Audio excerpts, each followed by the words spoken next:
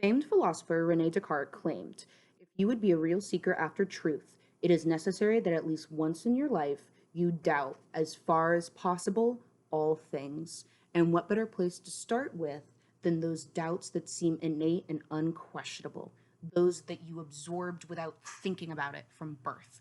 My name is Rowan Hannah Morris, and I'd like to share with you a story of personal doubt, personal discovery, and the journey I've been on since then. The item I'd like to share with you today is both many items and one item, all bound together, separate and complete all at once. This is a traditional, tried and true deck of Rider-Waite tarot cards. This was the first deck marketed in 1909 to the English market, and it is responsible for the popularity of tarot and the mainstream knowledge we have of it today. Even if you are unfamiliar with tarot, if you've ever seen any images of tarot cards, they more than likely came from this deck. It really is like the starter deck. Every card signifies something unique and different, but together, the entire 78 card deck also tells one cohesive story of human experience. Using some specific cards and their stories, I'd like to tell you about my departure from my family's beliefs, or lack thereof. I'll begin by introducing you to the Emperor.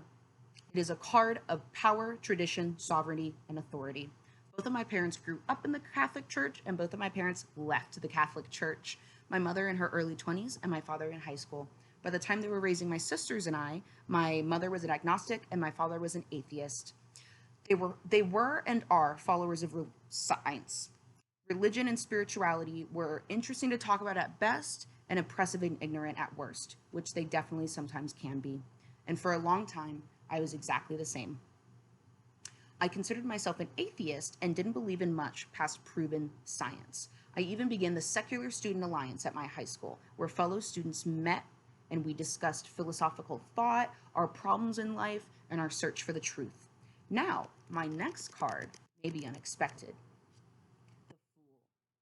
In my junior year of high school, I began to crave a higher purpose, a guiding force, something that felt larger than myself. I had been musing over this for a couple of months. I was looking for things, but I hadn't found anything that clicked with me the way that spiritual people talk about things clicking with them. But before I had ever found my answer, my search had begun, which means that my journey had too. The fool isn't representative of an actual fool, but, an actual fool, but actually the very beginnings of a journey, a new mind, a vase empty, ready to be filled with new knowledge. While my answer didn't begin with tarot, it actually began with the moon. You may or may not know, but astrology is much deeper than your sun sign. Every celestial body in the sky and many mathematical points are put together to create a full picture of a person or an event. And that complex picture almost always begins with the moon. The moon in astrology, as well as tarot, represents our subconscious, our desires, our emotions, our psychic power and intuition, our bodies, the harm that we cause them, and how we nurture them. The first time I ever read about my moon sign, which happens to be Capricorn, the click I was looking for happened. It was like reading my own diary page, but I hadn't written it. It was insane to me that somebody could deeply understand me in ways that I didn't even know based on something like the moon's position in the sky of my birth. And thus, over the course of the next 6 years, to up to the very present moment, my spiritual journey has continued. The two cards together can represent where I am in my spiritual practice today: the Magician and the Eight of Pentacles.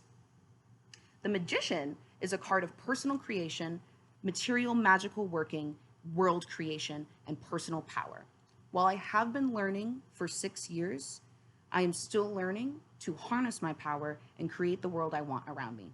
The Eight of Pentacles is a card of dedication, diligence, hard work, and practice. This represents my budding daily practice, my studying, which is really the only way I've found to build skill and knowledge.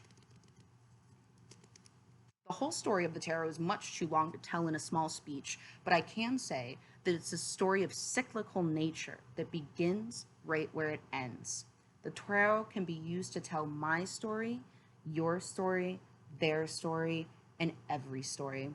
It is through personal connection, belief, and daily practice with the cards that you can find your own story within them. My final card will sound scary, but it's quite fitting. People are, for understandable reasons, very scared of the death card, but the card doesn't foretell a life ending.